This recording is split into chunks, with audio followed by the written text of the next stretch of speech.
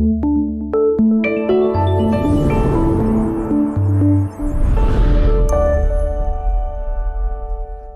duduk, saudara.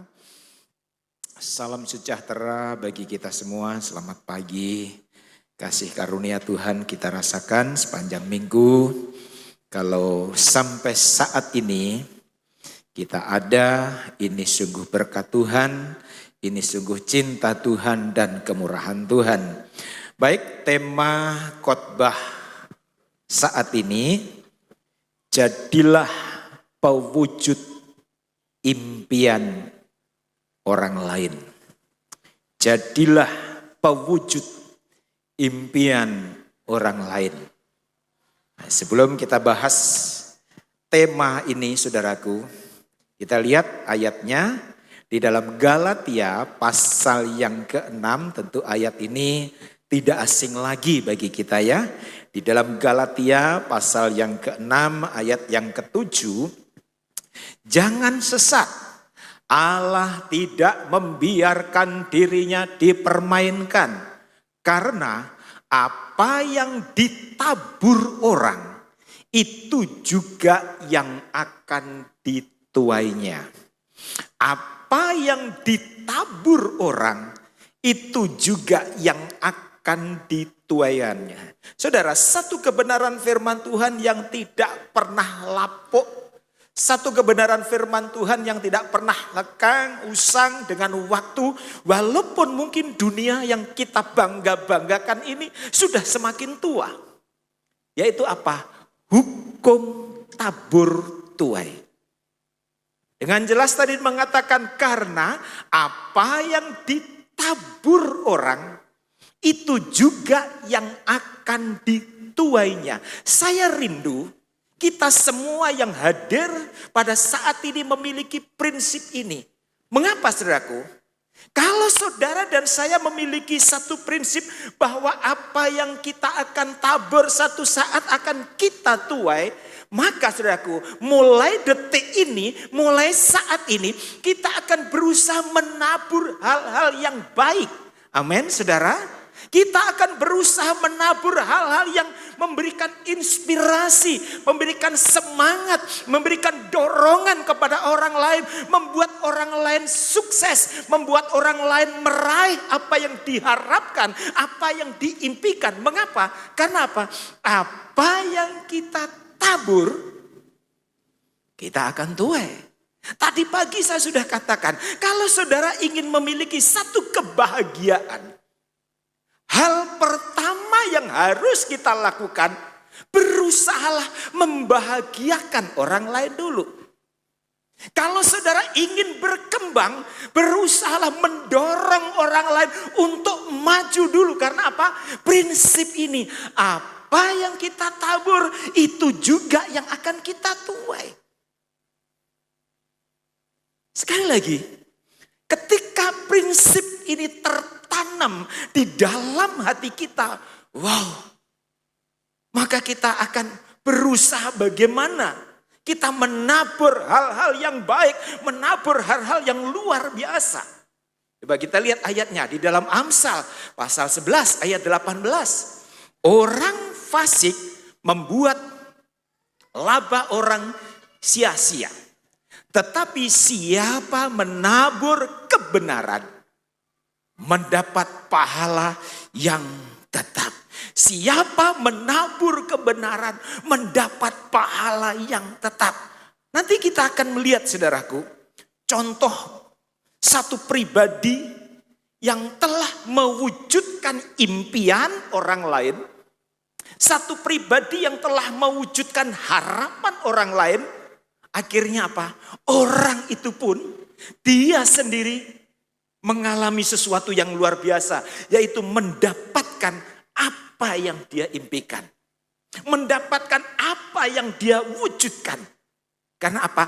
Telah menabur yang baik. Telah mewujudkan impian orang lain.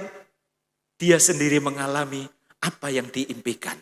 Tetapi sebaliknya, jika kita berusaha menahan orang lain untuk maju, Jika kita berusaha menahan orang lain untuk berkembang, jika kita berusaha menahan orang lain untuk semakin besar, saya mau kasih tahu, apa yang saudara tabur, saudara akan tuai, yaitu satu saat kita juga akan alami hal-hal, yaitu penahanan. Kita mau maju tidak bisa, kita mau berkembang tidak bisa. Mungkin kita sering, kenapa usahaku kok tidak maju-maju?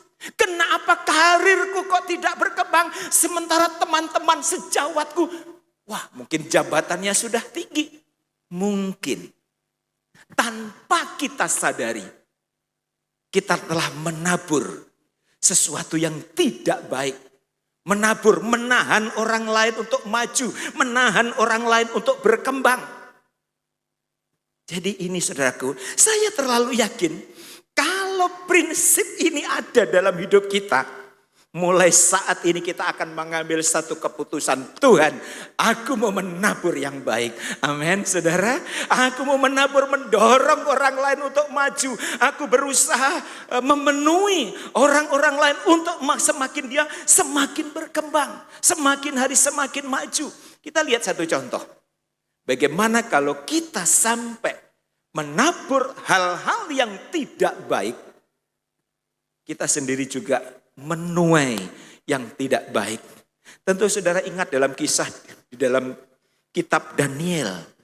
Ya, bagi saudara sudah hafal di dalam kitab Daniel, di mana Raja Darius untuk membantu pekerjaannya, Raja Darius harus mengangkat 120 wakil-wakil raja untuk mendukung tugas-tugasnya di kerajaannya. Raja Darius harus mengangkat 120 wakil-wakil raja. Dan juga mengangkat 3 pejabat tinggi. Dari 3 pejabat tinggi ini salah satunya adalah Daniel. Rupanya dari pejabat-pejabat itu, dari wakil-wakil raja itu, Daniel memiliki kemampuan lebih daripada mereka semua.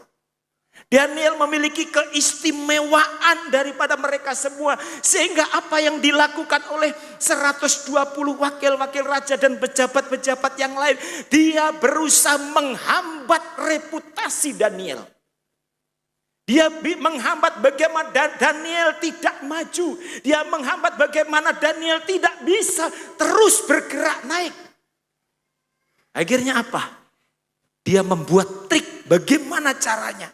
Dilihat dari soal pekerjaan tidak ada cacat. Daniel adalah anak Tuhan yang jujur. Daniel adalah anak Tuhan yang baik. Daniel adalah anak Tuhan yang tanggung jawab. Sepertinya tidak ada celah sedikit pun kekurangan dari sisi pekerjaan. Akhirnya ditemukan, wow, kekurangan Daniel.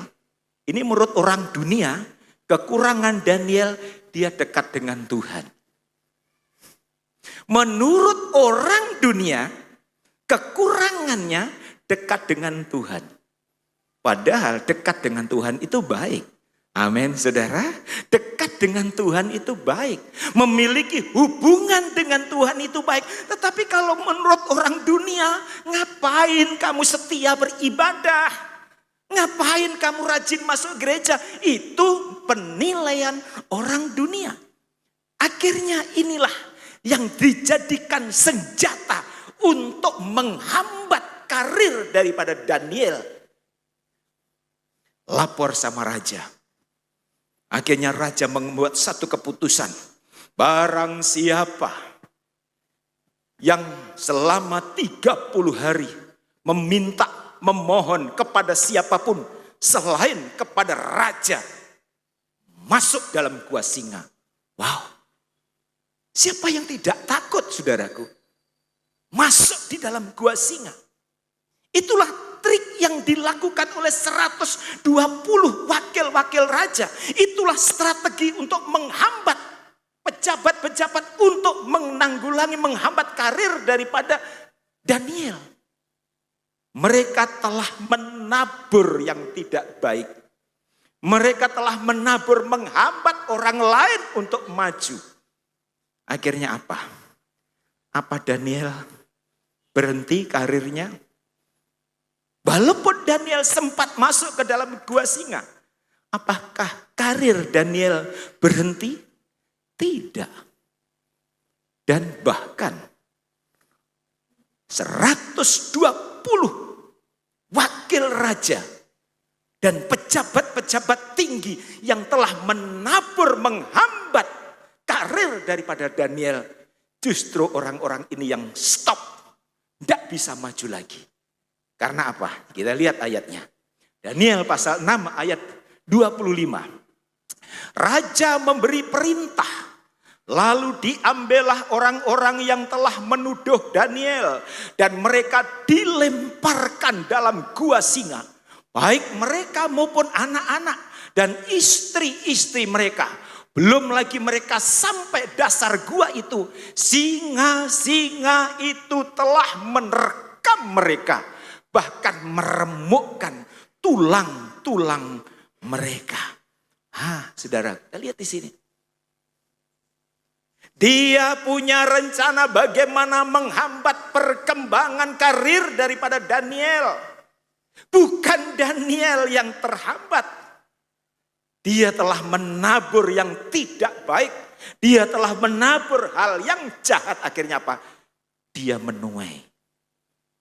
Bukan cuma dia sendiri, tapi istri dan anak yang tidak tahu apa-apa jadi korban. Nah, ini kira menjadi pelajaran bagi saudara dan saya. Intinya saudaraku, kalau saudara ingin ditolong, berusahalah dulu menabur dengan menolong orang lain. Amin, saudara. Intinya itu. Kalau saudara ingin alami pertolongan daripada Tuhan, berusahalah lebih dahulu menolong orang lain. Kalau saudara ingin impian-impianmu terlaksana, harapan-harapanmu terlaksana, berusahalah. Berusahalah untuk mewujudkan harapan-harapan orang lain.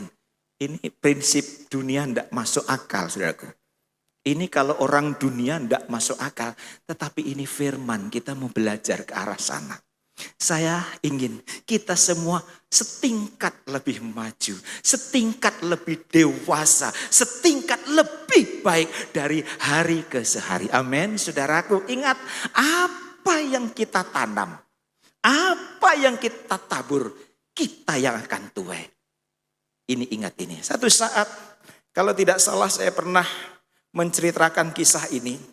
Satu saat saudaraku, ada seorang pendaki profesional namanya Alex. Dia beserta rombongannya, saudaraku, sedang menuju ke satu puncak gunung bersalju. Jadi Alex beserta rombongannya ini sementara mendaki puncak gunung yang bersalju. Ternyata pada waktu dia mendaki ada cuaca ekstrim, saudaraku. Dinginnya melebihi dari kebiasaan. Sehingga saudaraku, mereka juga bingung apa yang harus dilakukan. Apa yang harus diperbuat dengan kondisi seperti ini. Dan kondisi seperti itu, cuaca seperti itu, membuat para pendaki sulit untuk bernafas. Jadi ketika dia melangkah satu, saudaraku, itu membutuhkan satu perjuangan yang begitu luar biasa. Kenapa? Dinginnya sangat ekstrim, saudara. Ketika dalam perjalanan, Alex melihat ada satu temannya ambruk. Langsung diam, saudaraku. Teman-teman yang lain langsung lanjut, saudaraku. Langsung lanjut, walaupun dengan terengah-engah, walaupun dengan setengah mati, dia terus naik. Alex melihat. Tiba-tiba Alex berusaha mau tolong ini temannya. Tapi kepala regu bilang, Lex, kalau sampai kamu membantu teman ini, kamu akan mati. Kamu dan dia juga akan mati.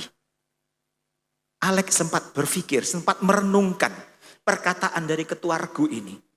Tetapi dalam hati, aku tidak ingin temanku mati di tempat ini. Apa yang dilakukan oleh Alex? Walaupun dia sendiri juga merasa kondisinya sudah mulai tidak normal, saudaraku. Dia coba pijit ini temannya, saudaraku. Dia coba terus dipijiti, akhirnya temannya bisa bangun. Keputusan Alex, walaupun dia fisiknya pun juga sudah mulai lemah, dia gendong ini temannya. Dia gendong dengan sisa-sisa tenaga. Dia gendong ini temannya untuk menuruni gunung. Dia tidak mau melanjutkan. Dan sampai di pos kesehatan, dokter periksa, Lek, hari ini kamu telah menyelamatkan 2 nyawa. Yang pertama, nyawa temanmu. Yang kedua, nyawamu sendiri. Sebetulnya saya melihat darahmu itu juga sudah hampir membeku. Tetapi karena kamu mengangkat dengan berat, tubuhmu cepat panas. Dan itu mempengaruhi sirkulasi darahmu sehingga kamu bisa selamat. Dengan kata lain, Alex tidak sadar ketika dia menolong orang lain. Padahal dia juga sementara menolong dirinya sendiri. Amin, saudara. Jadi ketika kita berusaha, saudaraku, berusaha mewujudkan impian orang lain. Ketika kita berusaha menolong orang lain, tanpa kita sadari, sebetulnya kita sementara mewujudkan impian kita sendiri. Ketika kita berusaha menolong orang lain, tanpa kita sadari, kita sementara menolong diri kita sendiri. Nah, untuk itu, izinkan firman yang kita dengar saat ini, mari jadilah pribadi-pribadi yang mendorong orang lain sukses. Amin, saudara. Jadilah pribadi-pribadi yang mendorong orang lain maju. Jadilah pribadi-pribadi yang mendorong orang lain berhasil. Walaupun ini sekali lagi tidak ada di kamus orang dunia. Tetapi firman mengajak kepada kita. Nanti kita akan lihat, saudaraku, berkat apa yang akan kita terima ketika kita bisa mewujudkan impian orang lain.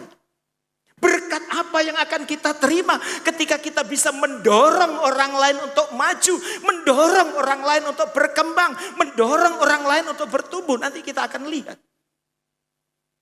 Saya punya kesaksian, saudara. 2 minggu lalu,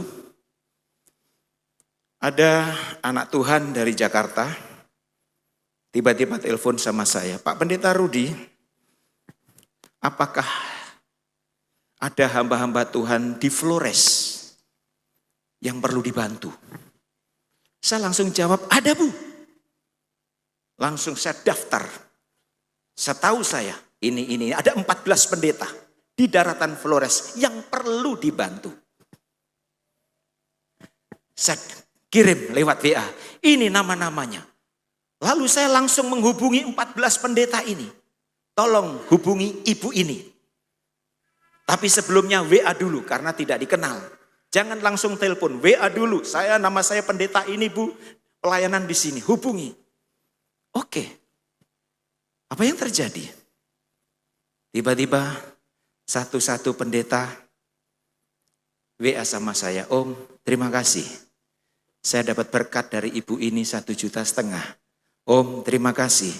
Saya dapat berkat dari ibu ini 2 juta. Saudara,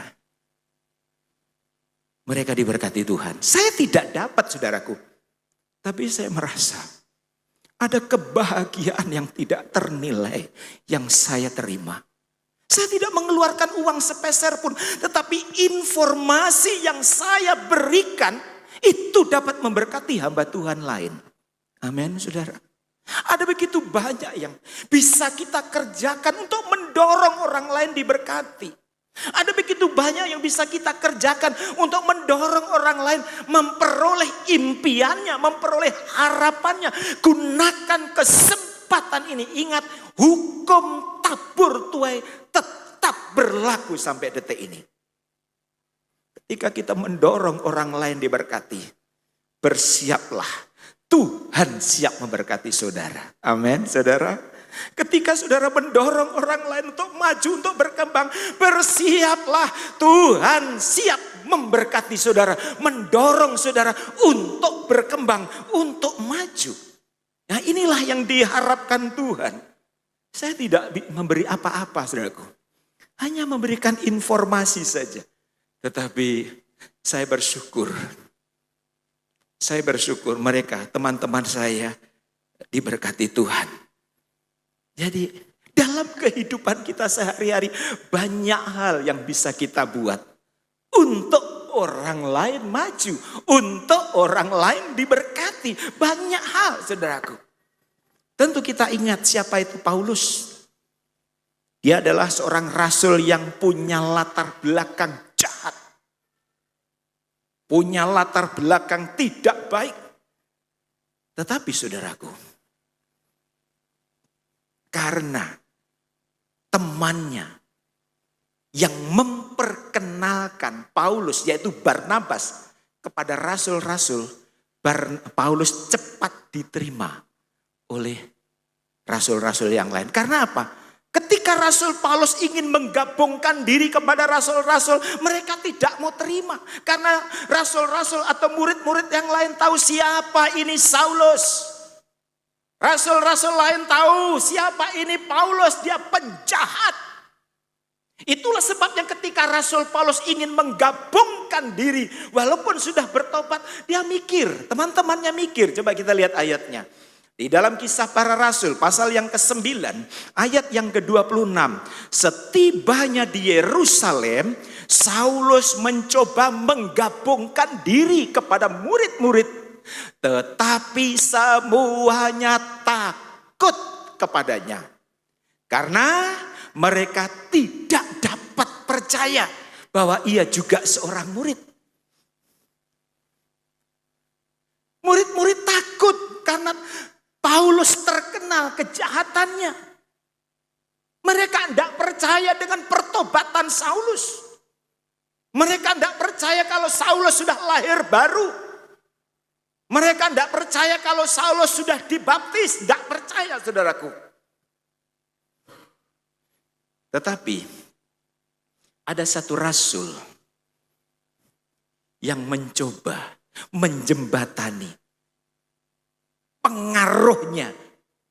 Kita lihat ayatnya, ayat 27. Tetapi Barnabas menerima dia, yaitu menerima Saulus atau Paulus, dan membawanya kepada rasul-rasul dan menceritakan kepada mereka bagaimana Saulus melihat Tuhan di tengah jalan, dan bahwa Tuhan berbicara dengan dia, dan bagaimana keberaniannya mengajar di Damsyik dalam nama Yesus.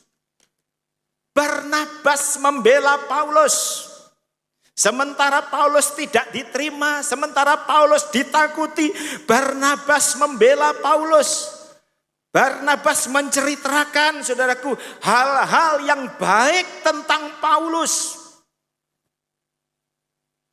Barangkali kalau boleh ngomong sehari-hari, Barnabas ngomong sama teman-temanku, memang dia punya latar belakang jelek. Memang dia ini seorang yang kejam, tapi dia sudah baik loh. Dia sudah percaya Yesus loh. Dia sudah bertobat loh. Dia sudah sadar loh. Barangkali ucapan Barnabas ini sederhana, saudaraku. Cuma ngomong begitu saja. Dia sudah baik, dia sudah sadar, dia sudah bertobat. Tetapi kita lihat dampak ucapan yang disampaikan oleh Barnabas membuat Paulus cepat diterima di kalangan rasul-rasul. Amin, saudara. Gara-gara pengaruh, gara-gara ucapan yang disampaikan Barnabas kepada murid-muridnya, kepada rasul-rasul lain, membuat rasul-rasul menjadi percaya kepada Saulus. Murid-murid menjadi percaya bahwa Saulus sudah bertobat hanya dengan ucapan. Saya rindu saudara yang hadir pada saat ini, dengan ucapan kita mendorong orang lain maju. Amin. Dengan ucapan. Nanti kita kita akan lihat satu contoh. Hanya memberikan semangat, hanya memberikan motivasi, hanya mendorong untuk maju. Akhirnya yang didorong menjadi orang hebat. Nanti kita akan lihat, saudara. Jadi saya rindu. Kita bukan hanya sekedar menjadi percaya Yesus, itu bagus, itu tahap pertama untuk mewarisi kerajaan surga. Tetapi saya rindu kita menjadi pribadi-pribadi, menjadi pewujud impian orang lain untuk maju, untuk berkembang, untuk sukses. Seperti Barnabas. Kalau seandainya kita tanya sama Saulus, Paulus, bagaimana engkau cepat sekali bisa diterima oleh rasul-rasul?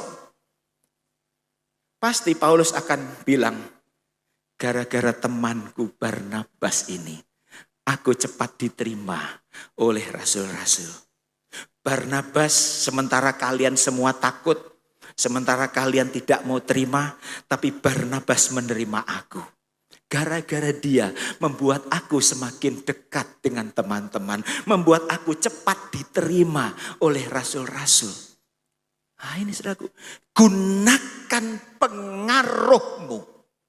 Sekali lagi, gunakan pengaruhmu untuk membawa orang lain maju. Amin, saudara.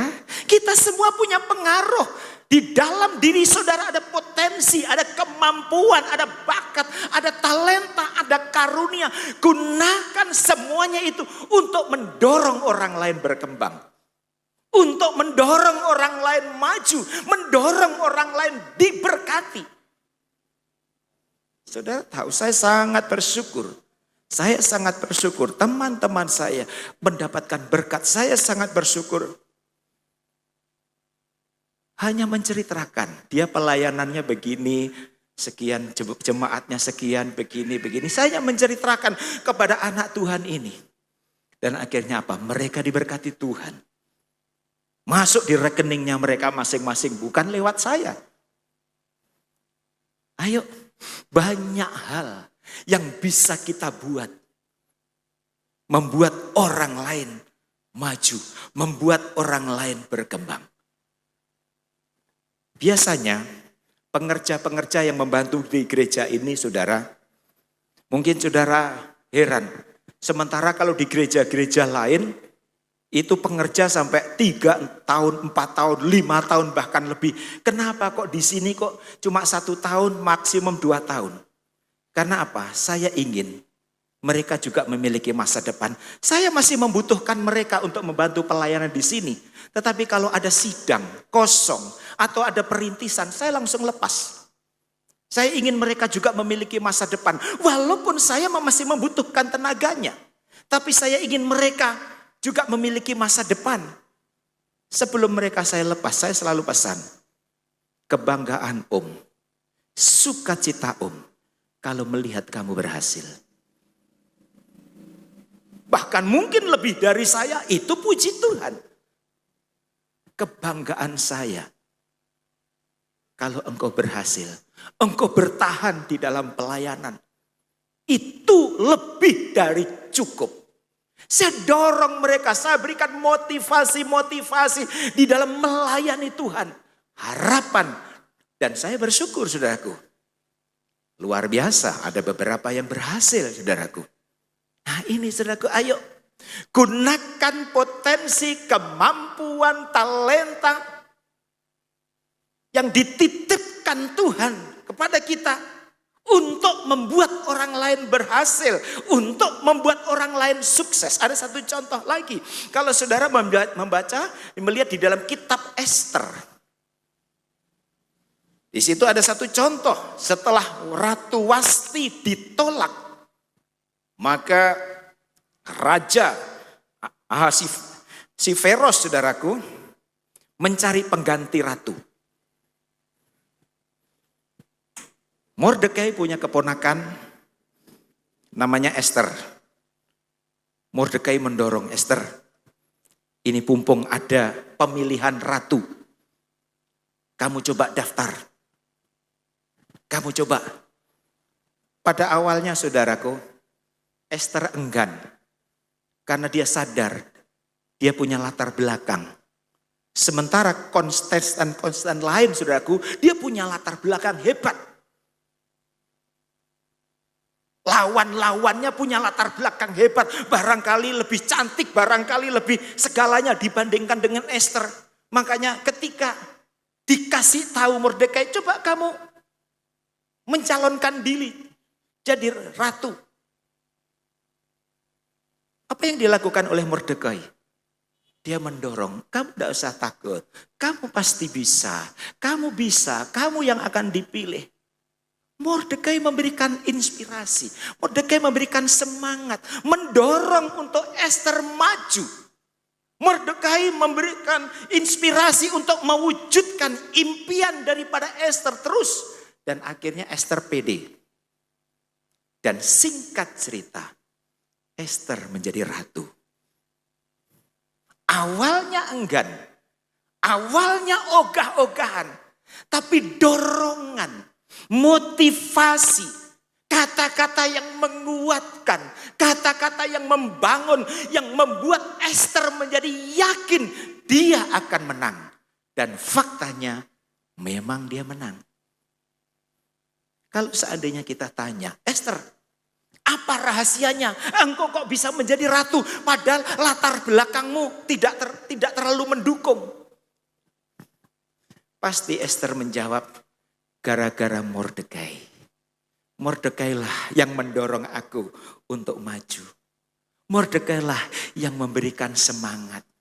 Sementara orang-orang lain melemahkan, Mordekai memberikan kekuatan. Nah ini saudara, Mordekai mewujudkan impian Esther untuk menjadi ratu. Saya rindu jemaat GPDI Bukit Sion menjadi pewujud impian orang-orang lain. Amin, saudara. Saya rindu kita semua menjadi pewujud impian, pewujud harapan bagi orang-orang di sekitarmu. Ingat, hukum tabur tuai tetap berlaku sampai detik ini. Ketika kita mau mewujudkan impian orang lain, ketika kita bisa mewujudkan impian orang lain, dipastikan Yesus juga akan mewujudkan impian kita. Amin, saudara. Dipastikan Yesus akan mewujudkan impian kita. Dan kenyataannya betul, saudara. Kenyataannya betul.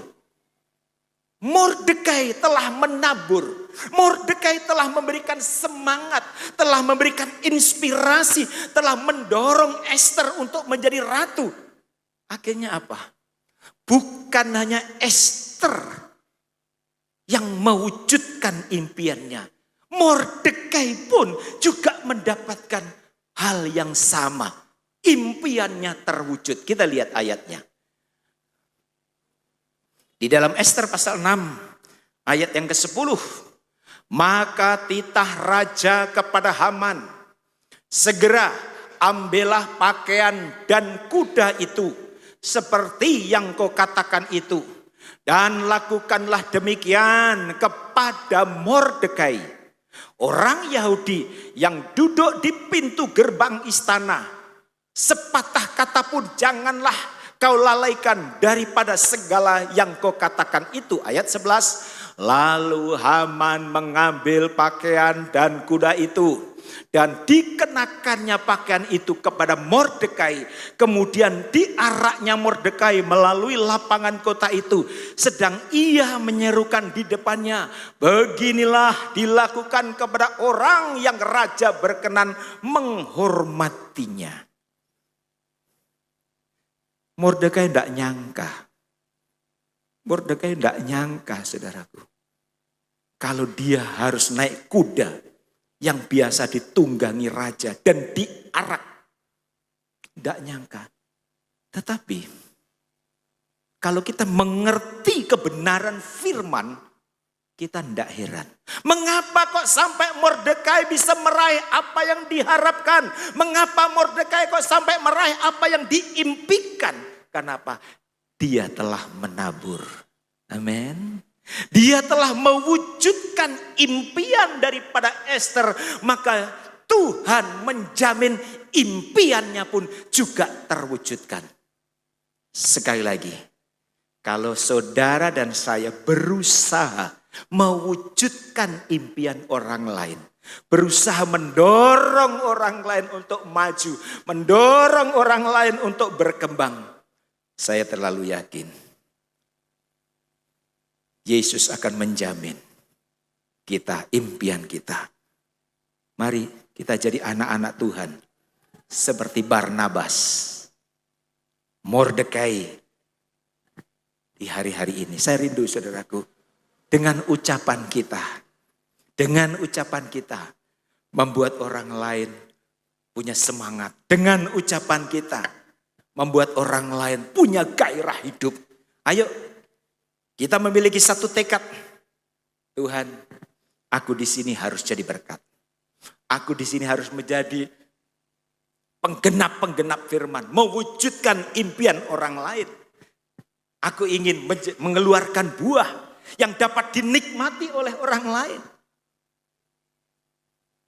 Izinkan saya bercerita sedikit, saudara, walaupun barangkali dari saudara sudah pernah dengar.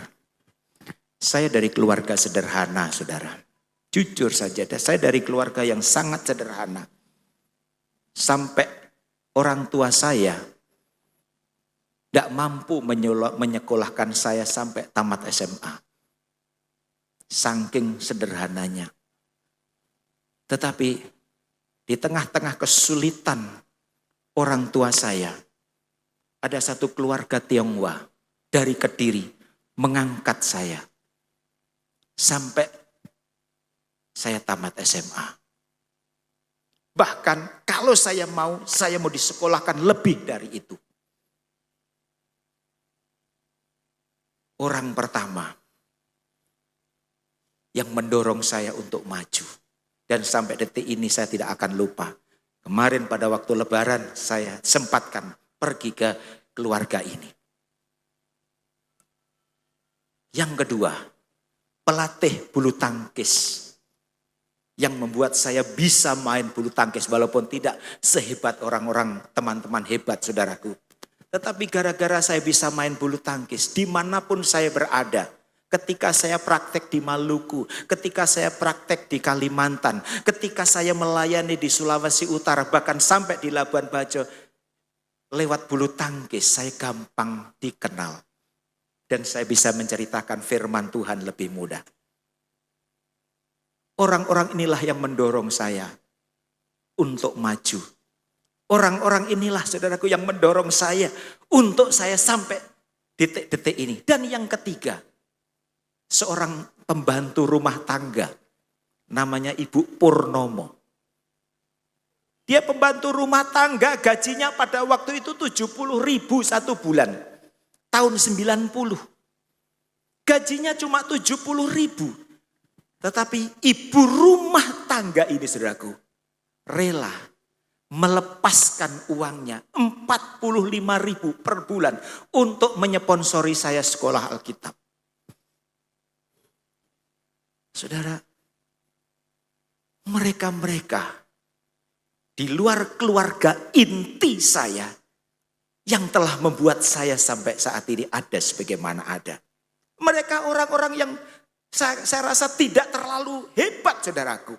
Begitu juga ketika saya melayani di Sulawesi Utara, jemaat yang kami layani pertama cuma satu kepala rumah tangga saudaraku. Cuma satu kepala rumah tangga ditambah satu ibu janda. Secara manusia saudaraku, secara manusia kolekte hari Minggu habis untuk hari Minggu. Apalagi waktu itu Ebi masih umur 2 bulan.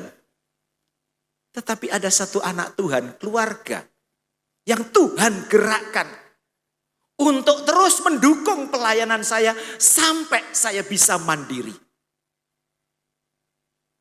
Dan puji Tuhan, ketika saya ada di Labuan Bajo, saya dipertemukan jemaat yang baik-baik seperti saudara.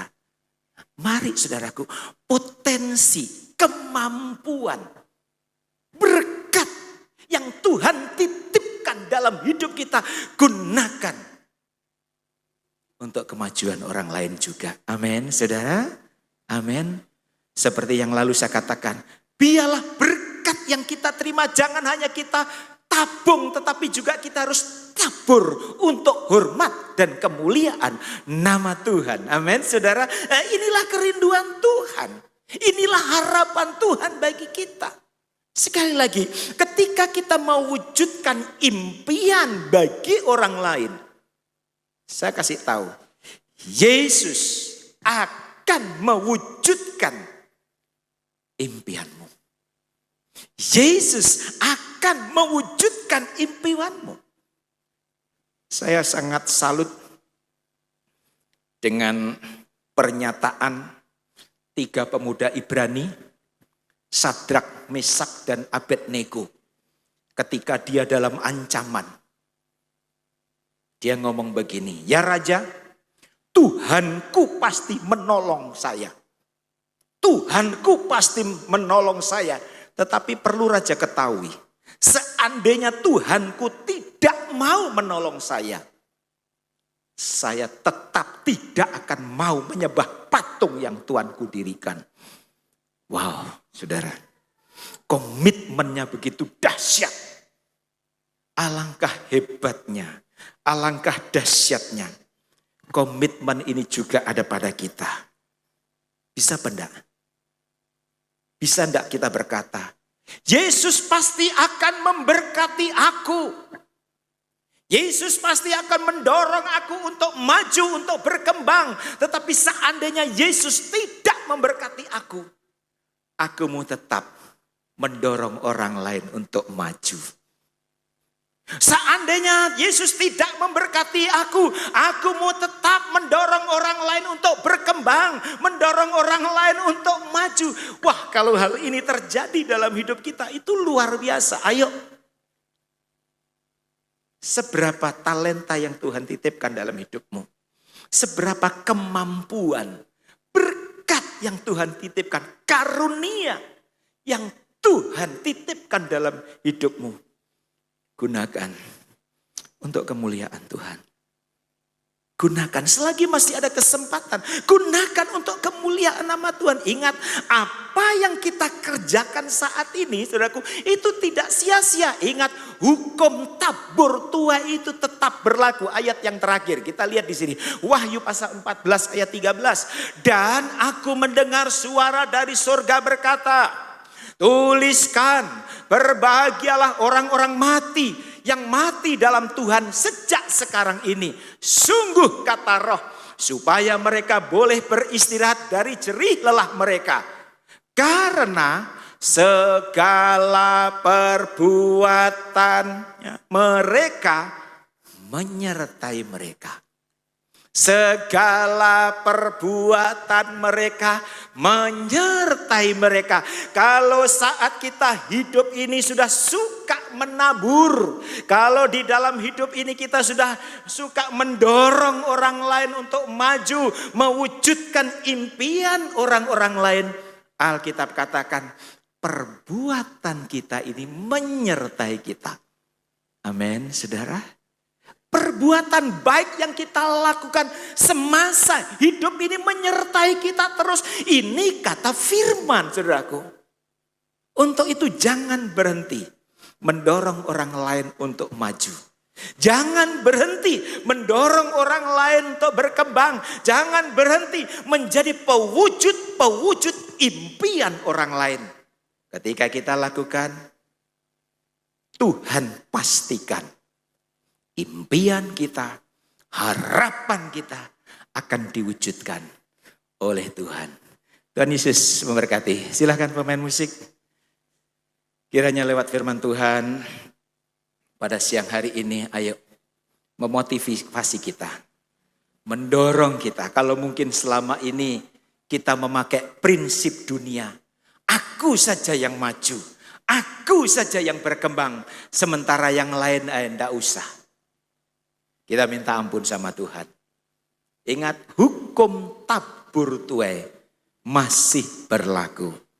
Jangan berhenti untuk menabur yang baik. Banyak yang bisa kita buat, banyak yang bisa kita lakukan, saudaraku. hal-hal yang baik. Hal-hal yang baik banyak yang bisa kita lakukan. Selagi masih ada kesempatan untuk menabur. Selagi masih ada kesempatan. Dengan ucapan kita memberikan motivasi. Dengan ucapan kita mendorong orang lain untuk bangkit. Mungkin ada teman kerjamu, teman bisnismu, imannya, usahanya mulai loyo, mulai lemah. Gunakan kata-kata yang memberikan semangat. Seperti Mordekai, Ester ragu dengan kemampuannya. Ester ragu dengan keberhasilan yang ada. Tetapi kata-kata yang memberikan semangat yang diberikan oleh Mordekai membuat Ester yakin aku akan menjadi ratu. Di sekitarmu mungkin banyak teman-teman yang sementara semangatnya bekerja lemah. Semangatnya bekerja loyo. Semangatnya meraih impian, meraih cita-cita mulai pudar. Gunakan kata-katamu, gunakan mulutmu untuk memberikan inspirasi, untuk memberikan semangat sehingga mereka bangkit, mereka berhasil. Dan saya yakin taburan yang telah kita lakukan, Tuhan pastikan kita pun akan menuainya. Haleluya. Tuhan Yesus memberkati.